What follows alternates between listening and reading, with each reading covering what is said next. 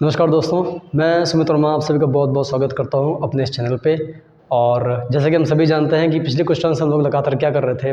पिछले कुछ टर्म्स हम लोग लगातार इडियम्स के, सिनोनियम्स के और कुछ वन वर्ड के लेक्चर्स कर रहे थे। आपने ये भी देखा कि पिछले कुछ टर्म्स में हम लोगों ने इडियम्स के उन क्वेश्चंस को डिस्कस किया जो कि हमारे एग्ज़ाम में आए थे। मैंने आपको कल भी प्रीवियस ईयर के एग्ज़ाम्स के सारे सिनोनिम्स का क्वेश्चन का एक सेट प्रैक्टिस किया हुआ था, यानी कुछ सेट मिलाकर प्रैक्टिस किए हुए थे कि किस तरह से हमारे एग्ज़ाम में क्वेश्चन आते हैं सिनोनिम्स के। और आज हम लोग क्या करने वाले हैं, आज हम लोग बात करने वाले हैं ऐसे क्वेश्चंस की जो कि वन वर्ड सब्स्टिट्यूशंस के लिए सभी एग्ज़ाम्स में बहुत ज़्यादा कॉमन होते हैं। आप किसी भी एग्ज़ाम की तैयारी कर रहे हैं, मैटर नहीं करता, लेकिन कुछ वर्ड हमारे ऐसे भी हैं जो सभी एग्ज़ाम्स में कॉमन पूछे आते हैं वन वर्ड सब्स्टिट्यूशन तौर पे। तो आज हम करने वाले हैं क्या हैं, आज हम 1 से लेके आप देख सकते हैं 16 तक के उन क्वेश्चंस को डिस्कस करने वाले हैं जो कि हमारे एग्ज़ाम में आए हुए हैं। ठीक है। और वन वर्ड सब्स्टिट्यूशन करने से पहले आप लोग ये बात जान लें कि जिन लोगों ने मेरे पुराने वीडियोस नहीं देखे हैं उन पुराने वीडियोस को जाकर देखें। और हालांकि मैं कुछ चीज़ें क्लास में पढ़ा रहा हूँ जो कि ऑफलाइन क्लास मेरी चल रही है, तो उस ऑफलाइन क्लास में हम लोग जो है जो भी पढ़ते हैं हम लोग उसकी प्रैक्टिस यहाँ पर ऑनलाइन कर लेते हैं। ठीक है। तो बिना कोई देरी किए हुए मैं उम्मीद करता हूँ कि आप मेरे साथ में पढ़ेंगे और सारी चीज़ें नोटिस करेंगे और जितने क्वेश्चन हैं यानी कि 16 जो क्वेश्चन हैं उनको अटेम्प्ट करेंगे और जब मैं एक्सप्लेन करूँगा उनको ध्यान से सुनेंगे। ठीक है। और चीज़ें हमारे दोस्तों सुनते सुनते कब तैयार हो जाएंगे मैं पता भी नहीं चलेगा। जैसे कि पिछले 1 महीना निकल गया, 1.5 महीना निकल गया, हम लोग लगातार पढ़ रहे हैं। जो बच्चे वीडियो लगातार रेगुलर देख रहे हैं उनको इस बात का एहसास ज़रूर होगा कि हम लोग जैसा कि पिछले 1.5 महीने में पढ़ चुके हैं वैसा ही अब आगे चीज़ें पढ़ेंगे। ठीक है। तो बिना कोई देरी का हम काम शुरू करते हैं। अब हम बात करने जा रहे हैं यहाँ पर नंबर फर्स्ट पे एक ऐसे वन वर्ड सब्स्टिट्यूशन की। आप मुझे बताइएगा इसमें कौन सा आंसर सही होगा। पहला वन वर्ड सब्स्टिट्यूशन हमारे सामने लिखा हुआ है N ugly old looking women, एक ऐसी महिला जो दिखने में थोड़ी सी अगली है, बदसूरत है और बूढ़ी है। तो अब हम लोगों को 4 ऑप्शन दिए हुए दोस्तों। पहला है क्रोन, दूसरा है क्रोनी, तीसरा है क्रून और चौथा है विरागो। ठीक है। देखिए आप में से अगर कोई इंसान यहाँ पर जो है इसका फर्स्ट ऑप्शन करना चाहे, एक प्रकार से देखिए मैं आपको एक्सप्लेन भी करता जा रहा हूँ, रिवाइज भी कह सकते हैं, रिवीजन करा रहा हूँ मैं आपका। जो हमने यहाँ पर फर्स्ट ऑप्शन लिखा हुआ है क्रोन, क्रोन उस महिला के लगाते हैं जो दिखने में थोड़ी सी अगली है और अगली है, दिखने में बूढ़ी है। ऐसी महिला को जो कि कुरूप स्त्री है, इंग्लिश में ये बोलकर वन वर्ड सब्स्टिट्यूशन पूछा जाता है। हमारा जो ऑप्शन सही बनेगा वो पहला ही बनेगा, यानी कि CRONE, क्रोन। नंबर सेकंड में जो हमने वर्ड लिखा दोस्तों क्रोनी, क्रोनी आपको याद होगा हम लोग उस व्यक्ति की बात कर रहे थे जो जिसके साथ हम अपने दिन का सबसे ज़्यादा टाइम स्पेंड करते हैं, वो इंग्लिश में क्रोनी कहलाएगा। ठीक है। क्रून जो होता है वो गाना गुनगुनाने की बात करते हैं, यानी कि जब भी कोई इंसान अपनी मेलोडियस वॉइस में यानी कि बहुत सॉफ्टली सिंग करता है, इंग्लिश में दोस्तों हम उसको जो है क्रून कहते हैं। ठीक है। और विरागो जो यूज़ करते हैं वो यूज़ करते हैं, आपको याद होगा, एक ऐसी महिला के लिए जो कि झगड़ालू है, अ क्वेरलसम वुमेन। ठीक है। So after having 4 options we have to choose first one specially for the for the one word substitution an ugly old looking women.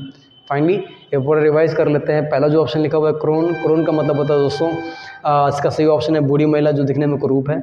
Second option है क्रोनी, जिसके साथ दिन का ज़्यादा टाइम स्पेंड करते हैं। थर्ड दोस्तों हमारा है क्रून, क्रून का मतलब आप जानते हैं गुनगुनाना, यानी कि गाने को सिंग सॉफ्टली करके वन वर्ड सब्स्टिट्यूशन आपसे पूछ सकते हैं। ध्यान से पढ़िएगा क्योंकि ऑप्शन भी क्वेश्चन बन सकते हैं। और चौथा दोस्तों हमारे सामने लिखा हुआ विरागो, विरागो का मतलब हो जाएगा अक्वारलसम वुमेन, एक ऐसी महिला जो बहुत ज़्यादा झगड़ा करती है।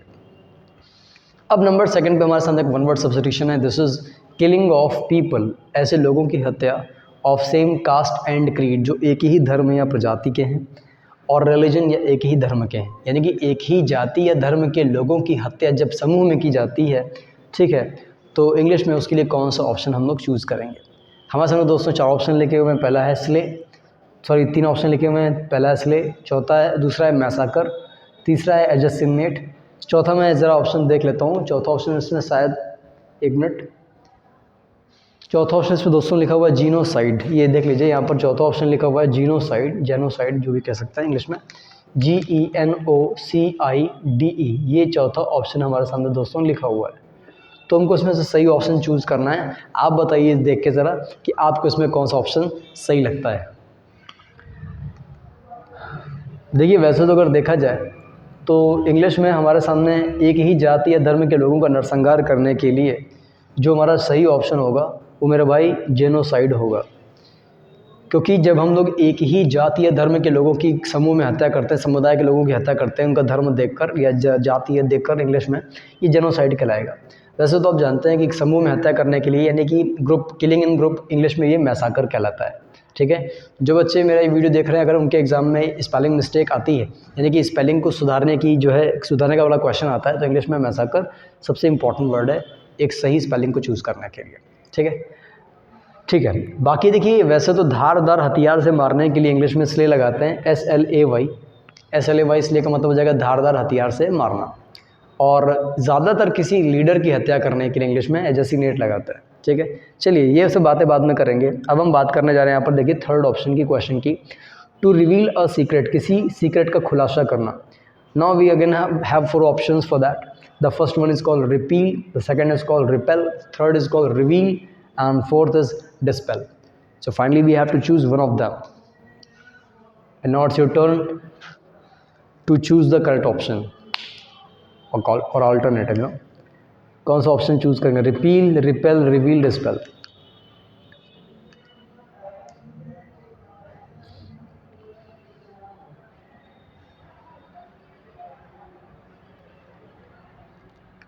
बता सकते हैं? यहाँ पर जो ऑप्शन एक है थोड़ा सा मैं सही करना चाहूँगा। कभी कभी ऐसा होता है दोस्तों कि थोड़ी गलती हो जाती है। कन्फाइड, दूसरा ऑप्शन जो है मैं यहाँ पर लिख देता हूँ, ये जो ऑप्शन यहाँ पर था डिस्प्ले, डिस्प्ले। बताइए किसी रहस्य का खुलासा करने के लिए कौन सा ऑप्शन यहाँ पर करेंगे? बिल्कुल, देखिए अगर हम लोग किसी रहस्य का खुलासा करते हैं, इंग्लिश में कन्फाइड कहलाता है, CONFIDE। रिवील और कन्फाइड ये 2 वर्ड हैं किसी रहस्य का खुलासा करने के लिए। जब भी आप किसी सीक्रेट से पर्दा उठाते हैं इंग्लिश में उसको कन्फाइड कहते हैं या रिवील कहते हैं। और अगर आप कोई बहुत कठिन स्टोरी को सॉल्व कर देते हैं, किसी ऐसी मिस्ट्री को सॉर्ट आउट कर देते हैं जो कि बहुत ज़्यादा कॉम्प्लिकेटेड थी, तो ऐसी कहानी को सुलझाने के लिए इंग्लिश में अनरेवल कहते हैं, UNRAVEL। बहुत इंपॉर्टेंट वर्ड मेरे भाई, ध्यान से सुनना, UNRAVEL। अनरेवल का मतलब हो जाएगा किसी भी बहुत ज़्यादा कॉम्प्लिकेटेड स्टोरी को या प्रॉब्लम को जो है सॉर्ट आउट कर देना यानी कि सुलझा देना। अनरेवल का यूज़ तब भी करते हैं जब हम किसी स्वेटर को बुनने के बाद में फिर से उसको पूरा उधेड़ देते हैं, फिर से उसको खोल देते हैं। तो इंग्लिश में जो हम लोग वर्ड लिख रहे हैं unravel, it has 2 meanings. The first one is called to sort out any kind of complicated story, and second use of unravel is कि हम लोग जब भी किसी स्वेटर को पूरा फिर से उधेड़ देते हैं दोबारा बुनने के लिए किसी और कारण से, इंग्लिश में दोस्तों अनरेवल कहलाएगा। अब हम बात करेंगे यहाँ पर चौथे ऑप्शन की, to spill the beans. Spill the beans दोस्तों एक मुहावरा है यानी कि इडियम है, और मैंने जानबूझ के यहाँ पर डाला हुआ, मेरे सामने आ गया तो मैंने कहा डिस्कस कर लूँ आपसे। मैं पढ़ा चुका हूँ क्लास में, आपको बताना इसका सही मतलब क्या होगा। पहला ऑप्शन मेरे सामने लिखा हुआ है एक्सपिएट, एक्सपिएट, कम्युनिकेट, एक्सपिएट और रिवील। 4 ऑप्शन लिखे हुए हैं, 2 ऑप्शन यहाँ पर 2 है। आज थोड़ा सा मुझे लगता है कि मिस्टेक हुई यहाँ पर नोट करने में चीज़ें, आज के लिए मैं थोड़ा सा माफ़ी चाहूँगा दोस्तों। एक्सपिएट, रिवील और कम्युनिकेट, 2 ऑप्शन यहाँ पर रिपीट हो गए हैं। कौन सा ऑप्शन चूज़ करेंगे? ऑब्वियस सी बात है दोस्तों, हम लोग जब भी किसी रहस्य को खुलासा करते हैं इंग्लिश में स्पिल द बीन्स कहलाता है, और ये हमारे लिए क्या हो जाएगा, रिवील कहलाएगा। ठीक है, चलिए नंबर 5 की बात करते हैं। यहाँ पर लिखा हुआ the trick to trap someone, किसी इंसान को फंसाने के लिए चली गई चाल। अब आपको यहाँ पर एक सही ऑप्शन चूज़ करना है।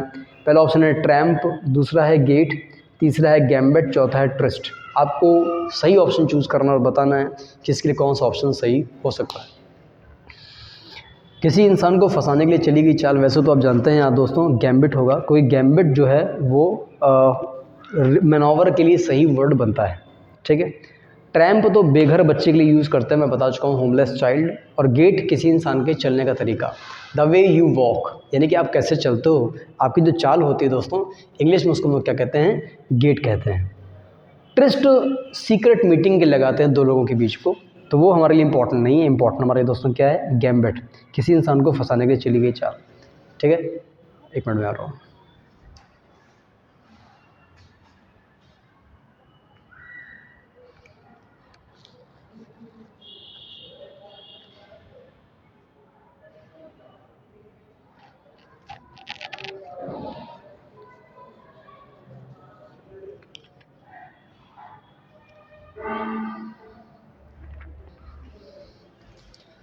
चलिए दोस्तों, आते हैं वापस।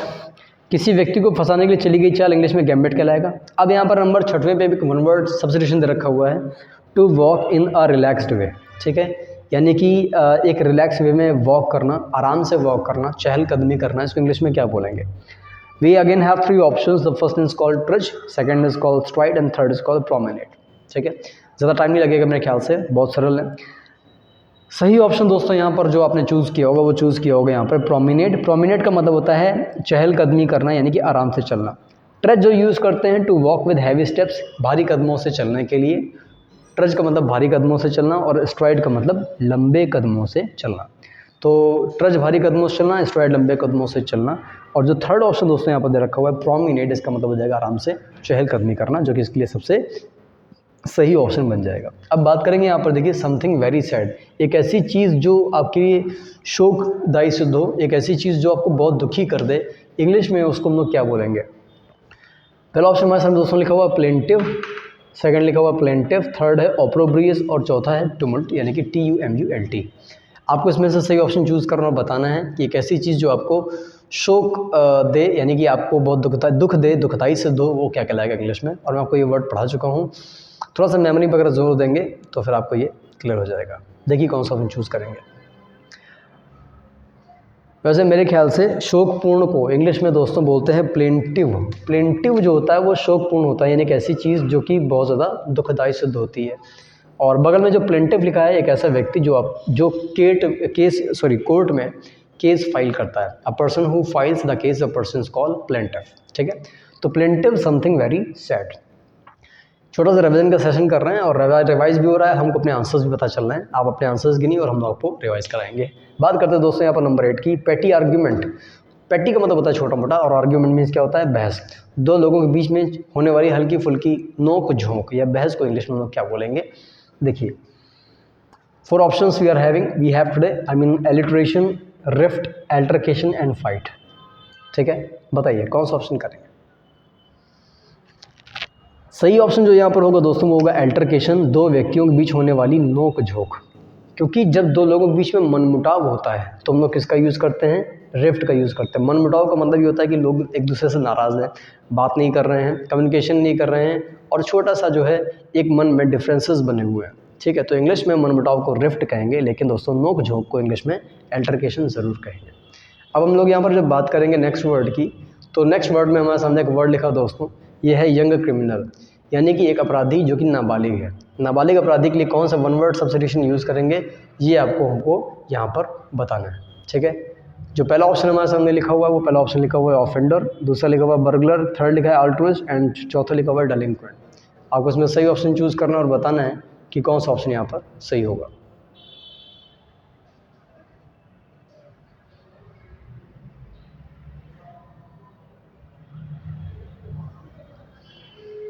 सही जो ऑप्शन होगा हमारे लिए वो होगा ऑफेंडर या डेलिंक्वेंट। डेलिंक्वेंट वो व्यक्ति होता है जो कि अपराधी और नाबालिग है।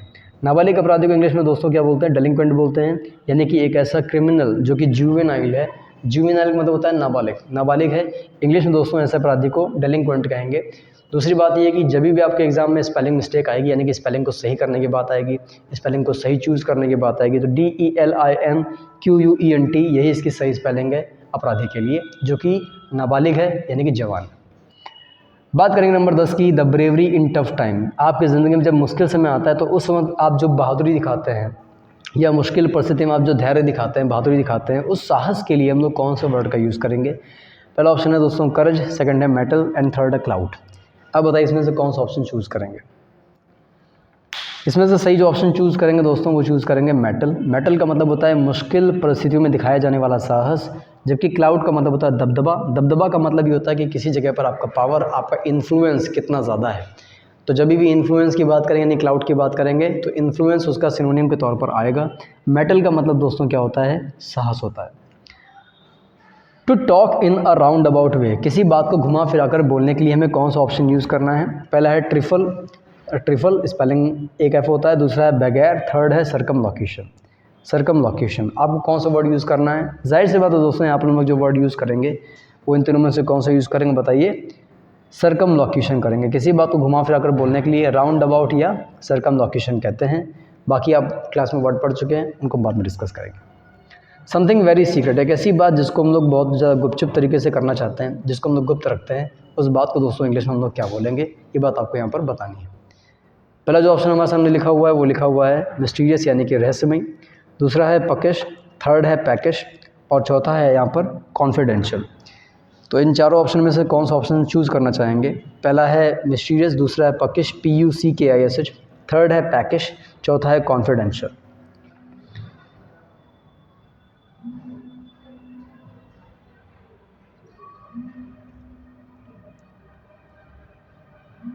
इन चारों में जो सही ऑप्शन चूज़ हमें करना है वो करना है दोस्तों कॉन्फिडेंशियल। देखिए जो कॉन्फिडेंशियल वर्ड,